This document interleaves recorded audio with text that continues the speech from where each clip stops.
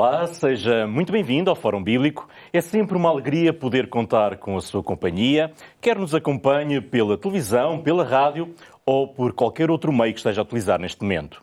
Aqui respondemos às suas perguntas sobre a Bíblia e hoje não será diferente. Daqui a instantes, o teólogo Artur Machado irá esclarecer mais duas questões enviadas pelos nossos ouvintes e espectadores. Por isso, a sua participação é sempre muito importante. Se tem alguma dúvida sobre algum tema bíblico ou uma pergunta que ainda não encontrou resposta, então fica a saber que poderá enviar para este fórum. Como fazer? É muito simples. Tome nota, poderá enviar as suas perguntas para o nosso e-mail, que é programas@novotempo.pt, ou então por mensagem para o número 933 93 92 91.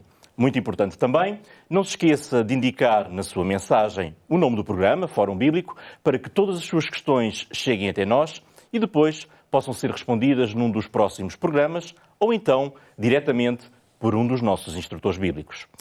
Pois bem, as perguntas hoje chamam a nossa atenção para o modo como Deus se relaciona connosco, como se relaciona com o nosso dia-a-dia, enfim, com as nossas necessidades, com as nossas ansiedades. Para dar resposta, já está aqui comigo o nosso convidado residente, o teólogo Artur Machado. Olá, Artur. Olá, Marco. Bem-vindo uma vez mais, obrigado por estar mais uma semana connosco e vamos, desde já, conhecer a pergunta que nos foi enviada. E a pergunta é a seguinte. Nos últimos tempos, ouvimos que o povo murmurava e Deus dava o que eles reclamavam. A minha questão é, será que Deus só dá quando reclamam e será assim que funciona até hoje? Muito bem, agradeço o envio desta pergunta e penso que a pessoa que a enviou estará a fazer alusão a uma das passagens da Bíblia que estão mencionadas no Pentateuco, quando o povo de Israel foi liberto do Egito e iniciou a sua trajetória para a terra de Canaã. E aí nós encontramos realmente, em qualquer um desses livros, desde o Êxodo até ao Deuteronômio, várias vezes em que o povo de Israel realmente murmurou. E parece que Deus lhes concedia aquilo que eles pediam apenas quando eles murmuravam. Uma leitura superficial da Bíblia parece ir nesse sentido. No entanto, quando nós vemos o conjunto, nós precisamos de compreender logo de início duas coisas. Em primeiro lugar, o povo de Israel foi um povo que estava escravo no Egito. Durante 400 anos eles ficaram ali escravizados. Ora, a mentalidade de um escravo é típica, ou seja, o povo de Israel tinha uma baixa autoestima,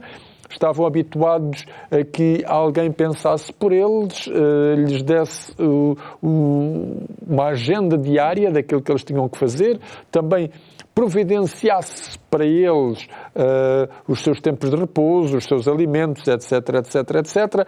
E, portanto, isso condicionou a mentalidade destas pessoas quando, de repente, elas se viram livres. Como é que alguém que durante vários séculos ficou condicionado por outra pessoa que geria toda a sua vida, de repente vai ela própria assumir a sua existência. De uma realidade melhor, era uma realidade muito diferente. Era uma realidade muito diferente.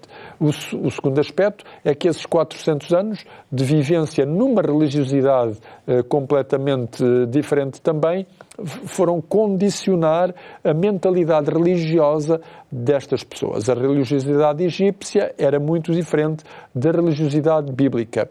No panteão de deuses egípcios, nós percebemos que havia deuses que queriam o bem-estar das pessoas e percebemos também que havia deuses que muitas vezes agiam por capricho, por preconceito, contra os seres humanos. E os seres humanos tentavam apaziguar de alguma forma esses deuses ou reclamavam quando as coisas não corriam muito bem. E é essa mentalidade religiosa que o povo de Israel muitas vezes projeta para a sua própria vivência com Deus.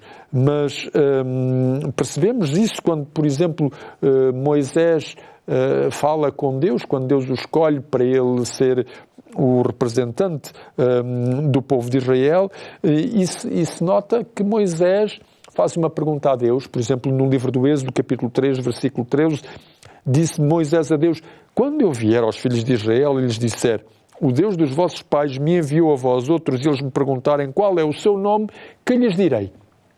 Isto nota que o Deus dos patriarcas estava cada vez menos conhecido, a ideia que se tinha dele era cada vez mais esbatida no povo de Israel. Mas é bom reparar que em todo este processo há um fator que sobressai, e é isso que nós poderemos colocar aqui. Deus sempre quis o melhor para o povo de Israel, e tudo o que fez foi pensado tendo em vista o bem-estar do povo de Deus. Isso nesse mesmo capítulo 3 do livro do Êxodo, nos versículos 7 a 8, por exemplo, Deus diz a Moisés: vi a aflição do meu povo que está no Egito, ouvi o seu clamor por causa dos seus exatores, conheço-lhe o sofrimento, por isso desci a fim de livrá-lo da mão dos egípcios e para fazê-lo subir daquela terra a uma terra boa e ampla, terra que mana leite e mel, o lugar do cananeu, do eteu, do amorreu, do frezeu, do eveu e do jebuseu. E, portanto, a intenção de Deus para com Israel era a intenção de o libertar desse sofrimento que ele estava a passar. 40 anos mais tarde, quando Moisés faz o seu último discurso junto à fronteira da Terra Prometida, no livro de Deuteronômio, no capítulo 7 e no versículo 8, Moisés relembra ao povo de Israel porque é que Deus os libertou. E Deus diz: porque o Senhor, diz Moisés, porque o Senhor vos amava, e para guardar o juramento que fizeram aos vossos pais, o Senhor vos tirou com mão poderosa e vos resgatou da casa da servidão, do poder de Faraó, rei do Egito. Portanto, Moisés relembra ao povo de Israel: o Senhor vos amava. Se Deus amava Israel, certamente estava ao corrente das suas necessidades. Quando uma pessoa ama outra, a sua maior intenção é ir ao encontro das necessidades do outro, sem que o outro tenha que reclamar porque se sente esquecido ou porque se sente rejeitado de alguma maneira. E, portanto, isto é importante para salientar as intenções de Deus para com o povo de Israel. Se pensarmos, por exemplo, no itinerário que Deus escolheu para o povo de Israel, também o livro do Êxodo nos diz o porquê. No capítulo 13 desse livro do Êxodo, diz-nos, a partir do versículo 17, tendo Faraó deixado ir o povo, Deus não o levou pelo caminho da terra dos filisteus, posto que mais perto, pois disse, para que porventura o povo não se arrependa vendo a guerra e torne ao Egito. Porém, Deus fez o povo rodear pelo caminho do deserto, perto do Mar Vermelho, e arregimentados subiram os filhos de Israel do Egito. Nós hoje sabemos qual o itinerário, mais ou menos, que Deus escolheu para o percurso do povo de Israel. E este caminho, que é descrito como sendo a terra dos filisteus, correspondia à rota costeira do Mediterrâneo, que era, sem dúvida alguma, o caminho mais direto. Deus não os conduziu por esse caminho, porque era o que tinha mais postos militares egípcios, uma vez que era por ali que normalmente passavam os exércitos que tentavam invadir o Egito.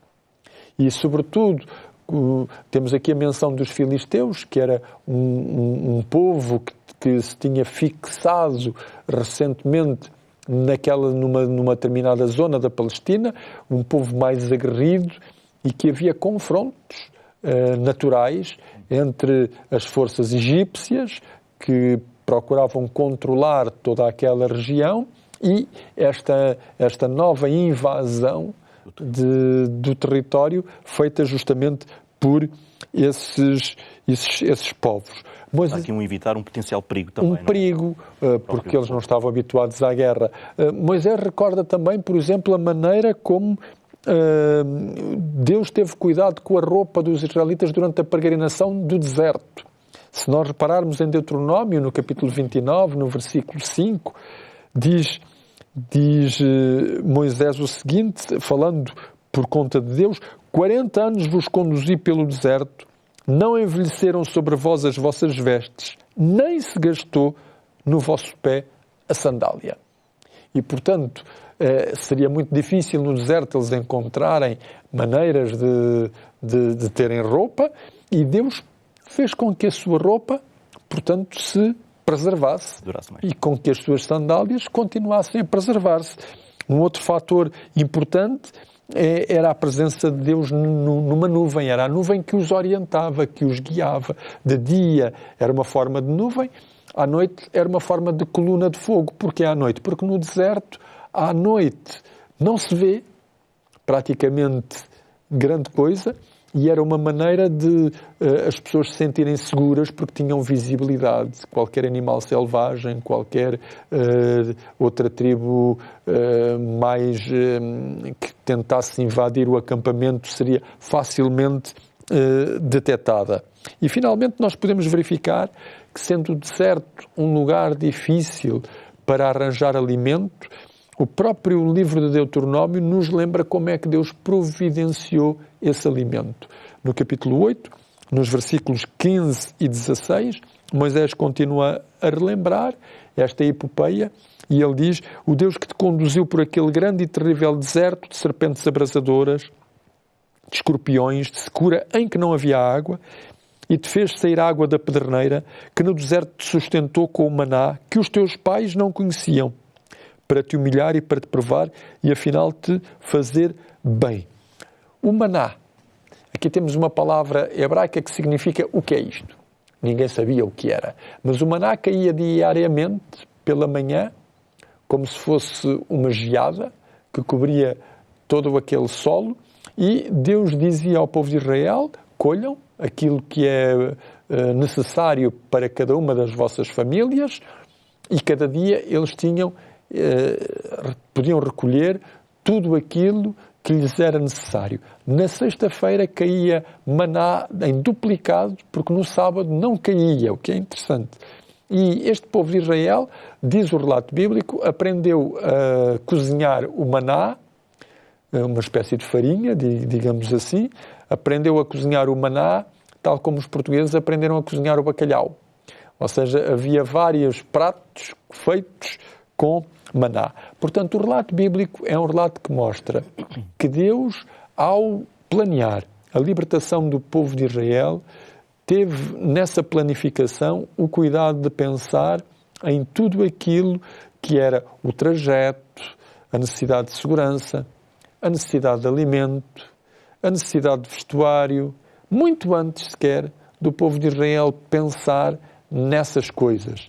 E, portanto, isto é uma forma da Bíblia nos poder dizer que Deus tinha pensado em tudo o que era necessário ao povo de Israel. O problema é que, às vezes, o povo de Israel tinha outros desejos. E nós iremos ver isso no nosso programa de hoje, porque todas as necessidades eram colmatadas. Agora, a forma deste povo, que tinha uma maturidade muito pouco segura de si, uma imagem de si muito pouco construída, há uma baixa autoestima, à mínima contrariedade, eles reclamavam. Não era que Deus não tivesse em atenção, era que a mentalidade das pessoas era mesmo essa.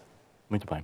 Obrigado, Artur. Já estamos a responder à pergunta. Na segunda parte vamos continuar a aprofundar este tema, mas percebemos por esses exemplos que nós encontramos na Bíblia que descreveu que, de facto, Deus cuidava por amor e não porque o povo reclamava. Muito bem, nós temos de avançar agora para o nosso intervalo, mas antes eu quero dar-lhe, como sempre, a conhecer a oferta que temos para si no programa de hoje. É o guia de estudo da Bíblia, Deus me ouve. Temos estado neste programa a falar da forma como Deus se relaciona connosco, como cuida de nós e como conhece as nossas necessidades.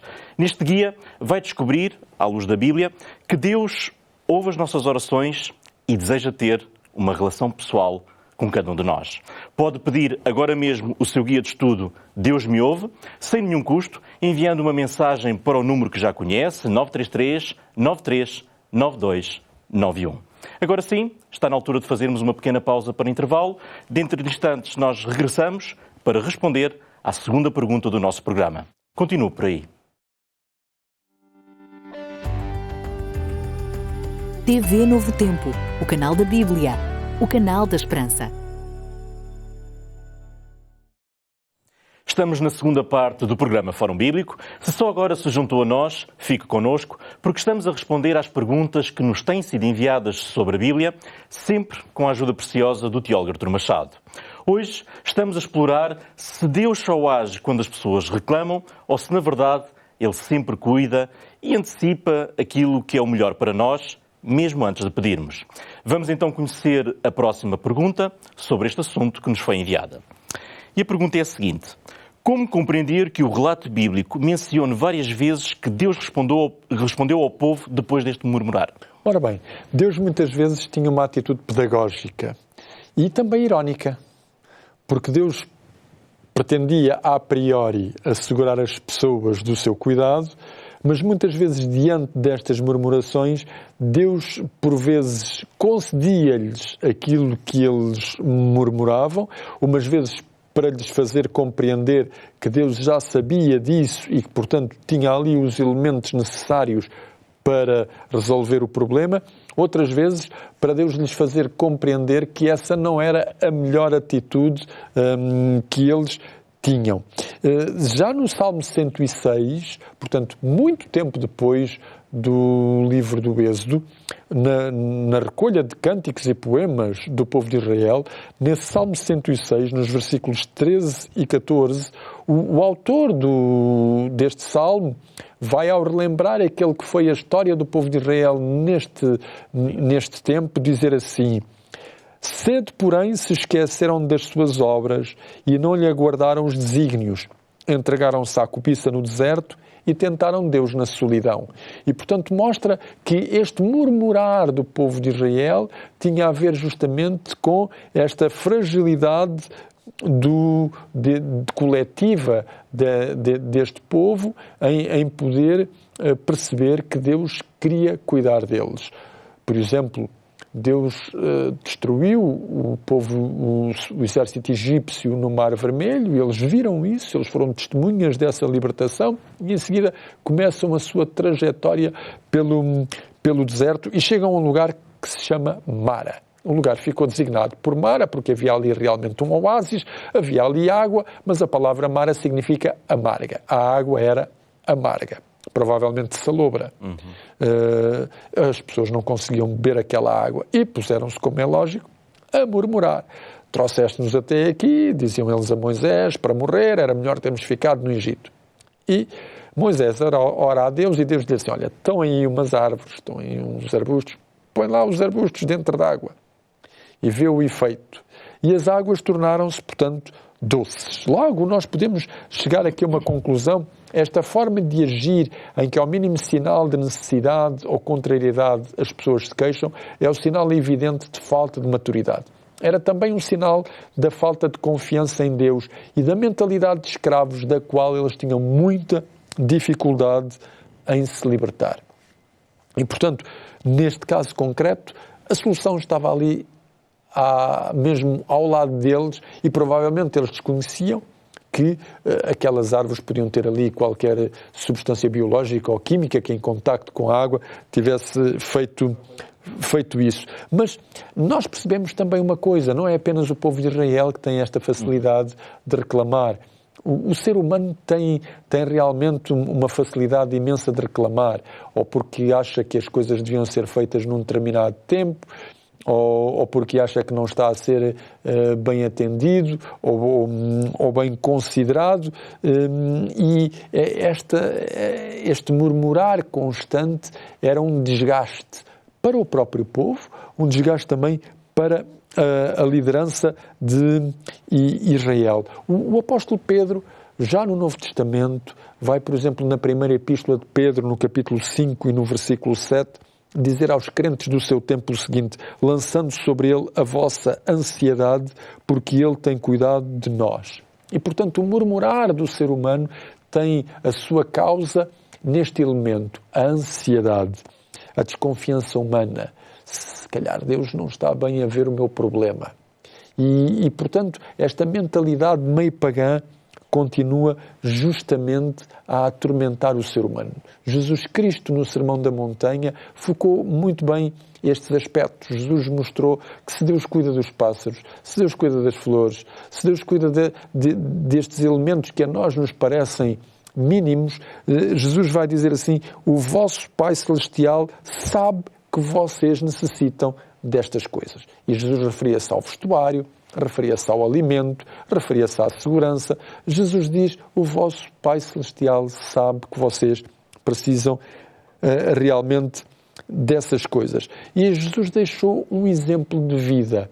E o exemplo de vida de Jesus era, ele caracterizou-se por dizer: o Filho do Homem não tem um teto onde repousar, ou seja, não tinha casa. Poderíamos dizer que Jesus era um sem-abrigo. E, no entanto, nunca lhe faltou abrigo, nunca lhe faltou o seu sustento. E há até um teólogo e um filósofo suíço chamado Jacques Ellul. Jacques Ellul faz uma análise daquilo que é o homem moderno. E ele diz: o homem moderno é seguramente o mais bafujado de seguranças, de previsões sobre o futuro, de segurança, de medicina, de garantias. E eis que parece ser o homem mais ansioso e mais inquieto que existe. Ele tem medo. E prossegue Jacques Ellul: Jesus, quanto a si, diz que não tem medo. E explica o porquê. Ele diz, com a simplicidade da verdade, como é possível viver fora desta ansiedade. E realmente uma das causas desta ansiedade humana é que nós queremos controlar tudo, queremos prever tudo. E há aspectos na vida que nós não conseguimos controlar, nem conseguimos prever. E Jesus não queria controlar tudo. Jesus não queria prever nada. Jesus dependia pura e simplesmente da bondade, do cuidado, da providência do seu Pai. E, portanto, para respondermos à pergunta que nos foi colocada, hoje nós não precisamos de reclamar. Deus sabe com antecipação tudo aquilo de que nós necessitamos. Deus conhece toda a nossa vida e Deus conhece qual é o nosso futuro. E, portanto, Deus providencia tudo aquilo a que nós possamos vir a necessitar. O nosso problema é o mesmo problema do povo de Israel. Às vezes é uma questão de maturidade, é uma questão de confiar em Deus, é uma questão de olhar para Deus da maneira como a Bíblia nos o apresenta e não da maneira como muitas vezes a religiosidade ambiental nos mostra. Um Deus que se calhar se esqueceu, um Deus que anda ocupado com outras coisas. E mesmo a formulação de muitas orações vão nesse sentido, como se o ser humano tivesse que chamar a atenção de Deus porque ele sente-se desprovido, ele sente-se em falta. E a Bíblia, bem ao contrário, diz-nos desde o início: Deus ama-nos, Deus procura colmatar as nossas necessidades. É por isso que na Bíblia Deus chama-nos seus filhos. Ora, um bom pai e uma boa mãe têm o cuidado dos seus filhos. E a Bíblia ainda diz algo mais interessante. Ainda que uma mãe se esquecesse do fruto do seu ventre, se esquecesse do seu filho, o que acontece? Nós vemos às vezes mães que abandonam os seus filhos, ou porque não têm capacidade de os alimentar, ou porque, pura e simplesmente, a gravidez não foi tão desejada e rejeitam os seus filhos. E a Bíblia diz: ainda que uma mãe se esquecesse do fruto do seu ventre, eu nunca me esqueceria de ti. Portanto, nós não somos esquecidos de Deus, nós não somos abandonados neste mundo. E logo, Deus não tem que atender às nossas necessidades porque nós reclamamos. Às vezes nós confundimos outra coisa, é necessidade com desejo. Às vezes nós temos desejos, não temos necessidades. Uma necessidade, por exemplo, de comunicação hoje em dia é ter um telemóvel. Isso é uma necessidade.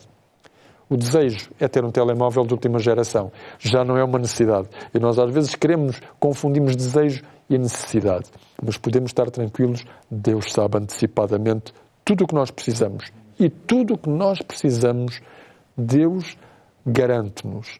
E o Pai Nosso é justamente uma oração que nos mostra como Jesus faz apelo a todas as necessidades do ser humano e nos assegura que Deus pode satisfazê-las a seu tempo. Muito bem. Fica então aqui a certeza de que podemos e devemos confiar em Deus, porque Ele conhece as nossas necessidades, cuida de nós, antecipa tudo aquilo que nós precisamos e nós não precisamos reclamar. Podemos partilhar, não é? As nossas necessidades. Exatamente. Partilhar é outra coisa. Exatamente. Mas não reclamar, porque Ele está sempre pronto. Não só antecipa, como providencia aquilo que nós precisamos. Muito bem. Obrigado, Artur. O nosso tempo está a terminar. Eu espero que aí desse lado este programa também tenha ajudado a reforçar a sua confiança em Deus. Muito obrigado a quem nos enviou estas perguntas e que permitiram trazer este tema tão importante para o Fórum Bíblico. Estamos mesmo a terminar, mas eu não quero concluir sem antes lembrar novamente a oferta muito especial que temos reservada para si e que eu estou seguro de que vai gostar e vai apreciar. É o Guia de Estudo da Bíblia, Deus Me Ouve. Se ainda não tem este material, então não deixe passar este momento sem solicitar este manual de estudo sobre a oração e o relacionamento com Deus. Ele responde a dúvidas comuns como se Deus realmente nos ouve ou porque algumas orações parecem não ter resposta. E ao estudar os vários temas que compõem este manual, poderá perceber melhor como falar com Deus, como confiar nas suas promessas e, acima de tudo, de que forma a oração pode transformar a sua vida. Peça agora mesmo, de forma gratuita, um exemplar do guia Deus Me Ouve, enviando uma mensagem para o número 933 93 92 91. Vamos continuar nos próximos episódios a responder às perguntas que nos têm sido enviadas e, por isso mesmo, continua a estar connosco no canal 186 da MEL ou então no YouTube da Novo Tempo, ou se gosta de ouvir rádio, poderá ouvir-nos na rádio RCS em 91.2 FM, se estiver na região de Lisboa, ou então online em radiorcs.pt. Por hoje é tudo. Foi um gosto ter estado uma vez mais na sua companhia. Na próxima semana regressaremos para continuar a esclarecer as suas dúvidas e, naturalmente, a aprofundar as verdades que estão reveladas na Bíblia Sagrada. Até lá, que a leitura da Palavra de Deus seja inspiradora na sua vida. O nosso encontro já está marcado. Até para a semana.